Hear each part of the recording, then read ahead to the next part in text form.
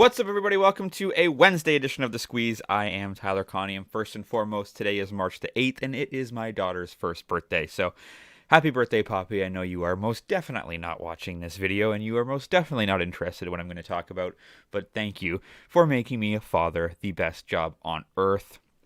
What a Monday and what a Tuesday we've had so far. If you were here on Monday, you know that it was a catastrophic day. It was an 0-3 day. It was the personal plays couldn't hit, the official plays couldn't hit, could not win anything. We had the Nashville Predators, they lost in a shootout. We had the Raptors to beat the Nuggets, we had the Nuggets to beat the Raptors by 6.5. I didn't see the end of that game. I woke up, checked the score. I'm like, they missed by a bucket. And of course, we saw what happened with Scott Foster and Scotty Barnes, and I don't know what the deal is with referees. This happens across all sports where they act like they are police, and fans pay hundreds, if not thousands of dollars to go see these basketball games or sporting events, and they're not here to see the referees. They're here to see the best players. So that was annoying, but as such, usually I take Tuesdays off, but I was so pissed about that I said, you know what? I can't do a video because of work, but I'm making official bets, and I put them out there. I put them out on Twitter. I put them out on BetStamp. So if you follow me on BetStamp, you'll know. We went 5-0. And we're back. We had the Coyotes and the Blues over 6.5. It hit 5 goals in the third period. We had Calgary and Minnesota to go under. It was a 1-0 Calgary win. We had Oklahoma City plus 4.5. They won by 9 against Golden State. We had the Montreal Canadiens and the Carolina Hurricanes over. It did. And we had Richmond Spiders in the NCAA minus 2.5. They won by 30 points. So we went 5-0. As such, we are up 1.68 units on the week, and that's why, especially on Tuesday, well, usually on Tuesdays I don't pick anything, so I didn't say especially on Tuesdays you should follow me on Twitter. That's actually not true. I usually don't do anything on Tuesday, but I was pissed, and I said I need to make up for this. And now here we are on a Wednesday. We've got 3 more bets. Probably going to be staying away from the NBA a little bit. I did have a parlay yesterday that I had to cash out. It was Milwaukee and the Knicks.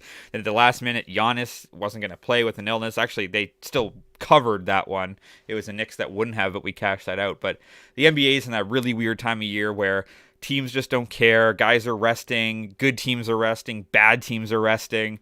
It's a really weird time, so we might have to do more live betting or something like that for the NBA. But to place an NBA bet 24 hours before it's going to start at this point until the playoffs, I think is going to be tough sledding. And we haven't been great with the NBA, frankly, either. So might not have any NBA bets until a little bit later on. So let's start with the NHL. And I will not use the word lock, but the Minnesota Wild are 39-23 to the under, and the Winnipeg Jets are 42-17 to the under on this season. And we got this number at 6, and we got this number at minus 112 at North Star. That does not make any sense to me at all. Minnesota has played in their last 10 games. They've gone under in 9 of them, and the one over was 7 goals. Last night, 1-0 loss to Calgary. They played last night, so maybe you can make the argument that the goaltending, it'll be Fleury in net tonight. He hasn't been bad. And then on Winnipeg's side, you've got Hellebuck, who's 27-19-1 with a 2.62 goals against average. So I don't know how this number gets over the number of 6. Under is 7-0 in the Wild's last 7 road games. Winnipeg under 6-0-2 in their last 8 against the Central. Under is 14-13-1 in the Jets' last 18 games. When it's the 4th game of a 4-6 situation, under is 7-2 the last 9 times these teams have played in Winnipeg. I can't imagine this. If there's an under bet, it's this one. You get the number of 6, so even a 4-2 total is possible push potential. I can't believe they've put this number at minus 112. That's at North Star Bets. So I'm taking the under. Ride that trend all the way to the bank. We've bet Minnesota under 9 of the last 10 times, and we've hit 9 of the last 10 bets on that. We'll do that. Moving to one of the other 2. There's 3 NHL games tonight. One of the other ones is the Chicago Blackhawks at the Detroit Red Wings.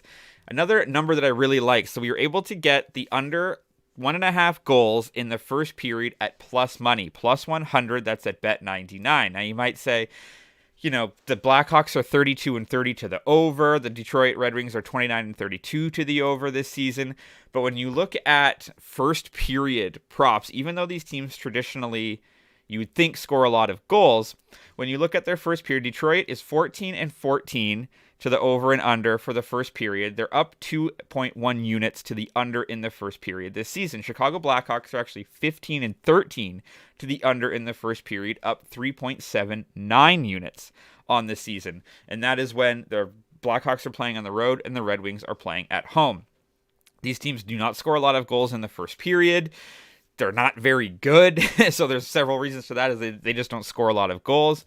But when you look at the trends, especially when you look at the last 10 games, the Detroit Red Wings are 5-3 to the under in the last 10 games with 2 pushes, and same with the Blackhawks. So I like this game to go under 1.5 goals for the first period at plus money, plus 100. That's at Bet99.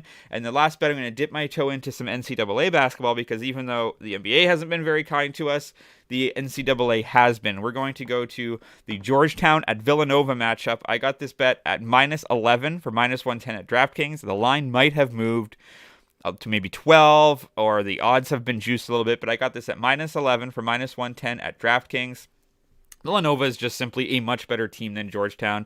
The simulation on Haslab Metrics would have Villanova, assuming that everybody is healthy, they have Villanova to win this game approximately 81-58. So they have it, essentially them destroying them. When you look at their statistics on this season, Villanova is 16-15. Georgetown is only 7-24.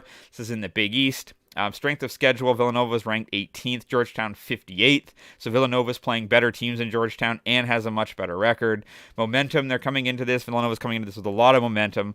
32nd ranked in momentum, whereas Georgetown 296th for the pace. Villanova is a slow basketball team. They're 342nd in pace, where Georgetown likes to run and gun. They're 82nd. I think Villanova slows this game down. I think they slog away at it. Villanova's offense should have the upper hand on Georgetown's defense in this matchup. Villanova is currently ranked 38th in the country in offensive efficiency. Georgetown comes in at 231 in defensive efficiency. So I think that's sort of the story of the game, that when Villanova has the ball, they're going to be able to control everything. The tempo, the pace. They're 97th in field goal percentage. They're 19th in 3-point percentage, which has been great. When you look at Georgetown, their offensive efficiency is 181st. Villanova's defense is 81st. They've been very, very good on the defensive end of the basketball. They're holding their opposition to 42% shooting from the field goal, from the floor. And then from an analytics perspective, when Georgetown has the ball, they're going to have a fair share of offensive issues against a defense of this caliber. Villanova, as I said, ranked number 81 in Division I, while Georgetown comes into this 181st on offense. I think this is going to be something similar to Richmond yesterday. I don't think this game is going to be very close. So give me Villanova, home of Kyle Lowry, the greatest Raptor of all time, minus 11 for minus 110 at DraftKings. Those are your Wednesday bets. There's not a lot. I don't want to go too crazy on college basketball, especially till we get into March Madness. Just sort of dipping my toes into that a little bit. So we're going to stick with a little bit more hockey. So your card for Wednesday, we've got the Winnipeg Jets and the Minnesota Wild to go under 6 for minus 112 at North Star Bets. We've got the Detroit Red Wings and the Chicago Blackhawks to go under 1.5 goals in the first period for plus 100 at Bet99. And I've got the Villanova Wildcats to beat the Georgetown Hoyas by 11 for minus 110 at DraftKings. Feel free to drop a comment if you're fading or following. As always, you can follow me on Twitter at Tyler Connian for more picks and props throughout the day. TikTok and Instagram for just the picks portions. Audio versions available on Apple Podcasts and on Spotify. Let's have a Wednesday. Happy birthday, Poppy. Let's talk sports.